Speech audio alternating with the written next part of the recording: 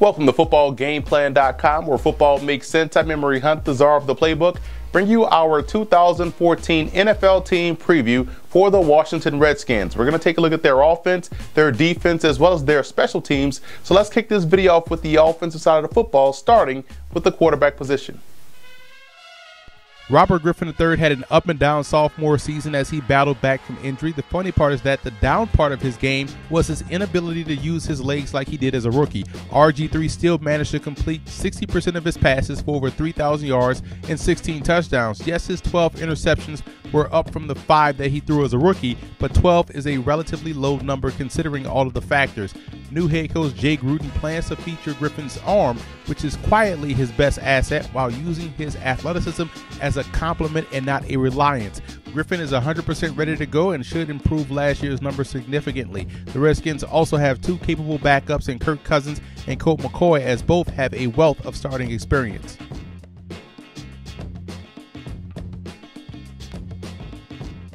The Redskins were a top 5 rushing team last year and are once again loaded in the backfield. Third-year back Alfred Morris ran for over 1,200 yards last season, averaging 4.6 yards a carry. And he's not flashy or dynamic, but he definitely gets the job done.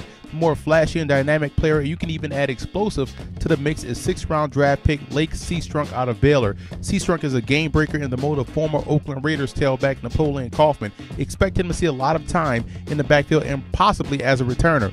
Both Roy Helu and Evan Royster are solid enough players to also warrant playing time, as well as 2013 5th-round pick Chris Thompson out of Florida State. So one thing for sure, the Redskins will not only stay fresh in the backfield, but also be amongst the best in rushing once again.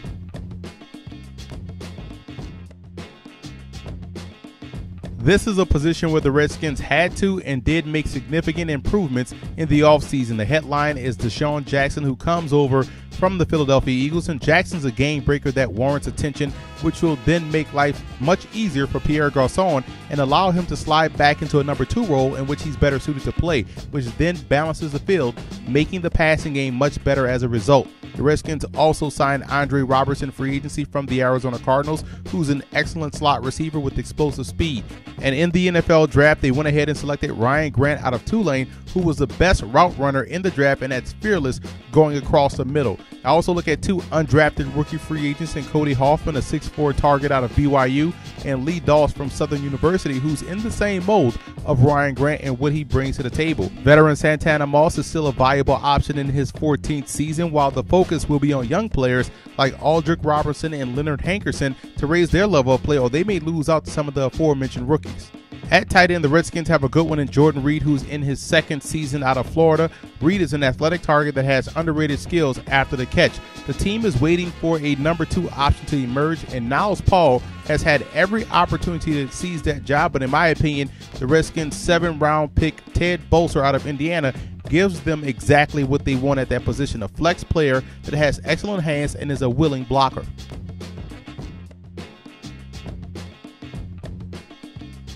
Another place where the Redskins had to get better was the offensive line. The pass protection was a major issue all season long, and what the Redskins did to better themselves was bring in vets like Sean LaVeo of the Cleveland Browns and Mike McGlynn of the Indianapolis Colts. LaVeo is slated to start at guard, while McGlynn provides depth.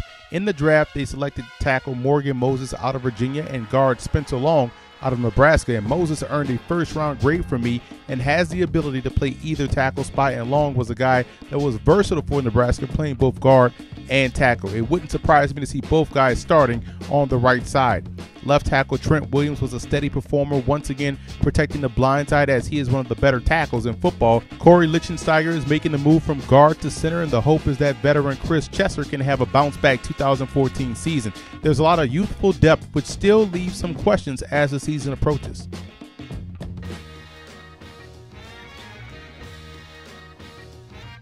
Free agent signee Jason Hatcher comes over from the Dallas Cowboys after an 11-sack season. Pairing him next to nose tackle Barry Cofield gives the Redskins promise up front defensively.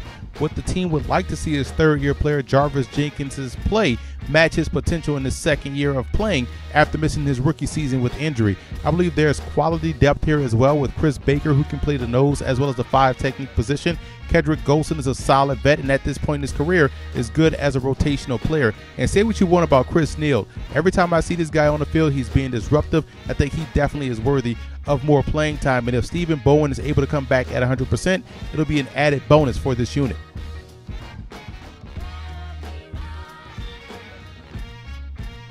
Gone is future Hall of Famer London Fletcher, but the cupboard is definitely not bare at the linebacker position. Inside linebacker Perry Riley is a solid player and was first on the team in tackles last year with 153. The real competition will take place at the other inside linebacker spot between Akeem Jordan and Keenan Robinson. A dark horse candidate to keep in mind is Jeremy Kimbrough, who's in the mold of Fletcher in the running game but also excels in coverage.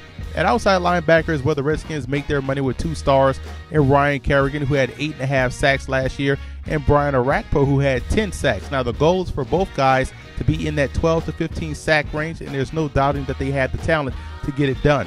In the draft, the Redskins selected Trent Murphy out of Stanford, who's a defensive player that always has the ball in his hands. The unique part about Murphy is that he can also play inside linebacker if need be. And they still have Brandon Jenkins, who will be 2 years removed from his injury and could be a breakout candidate this year.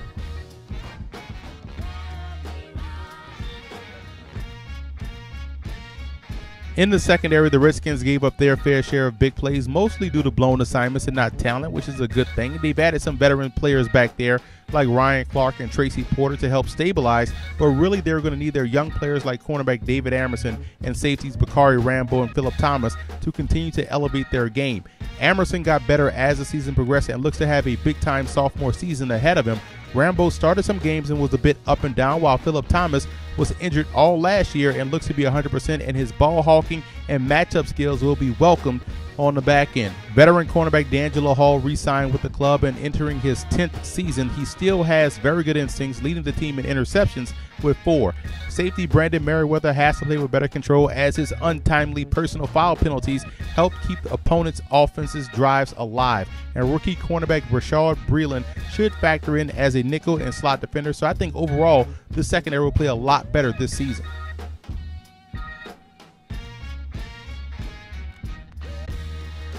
A potential shakeup here at kicker as the Redskins drafted Zach Hocker out of Arkansas, who's one of the top kickers in the country, to challenge Kai Forbath, who was solid last year, and I doubt they keep 2 kickers, so it'll be intriguing to watch this moving forward. Free agent signee Robert Malone looks to handle the punting duties as he's bounced around the league for the last 4 seasons, hoping to stick in Washington. The return game has some questions, but they do have a wealth of options with rookie Lake Seastrunk, Chris Thompson, Andre Roberts, as well as Richard Crawford vying for jobs as kickoff and punt returners.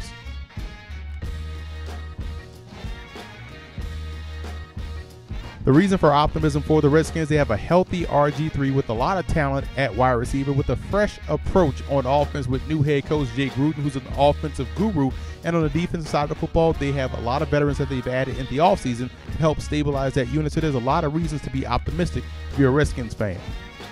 And a cause for concern, the offensive line is still in uncertainty. Can they protect the quarterback a lot better than they did in 2013? And losing London Fletcher both on the field and in the locker room as he was a captain is a big-time loss. We know Perry Riley will handle one of the inside linebacker spots, but the other one is still up for grabs, and there's some shakiness in the special teams department.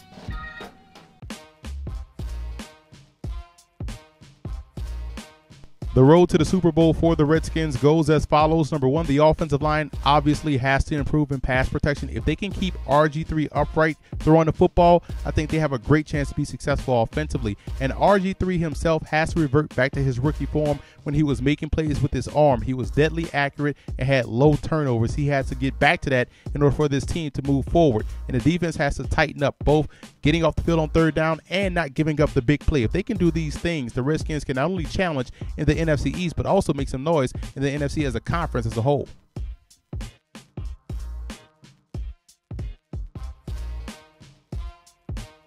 I have the Redskins finishing 2nd in the NFC East. This is still a very good football team, much better than their 3-13 record last year indicated. They've added weapons at receiver. I think they're going to be a lot better throwing the football. Defensively, as long as they're able to get off the field on 3rd downs, they have enough talent to make plays. And I think right now the Redskins could push the Eagles for the first spot in the NFC East this season.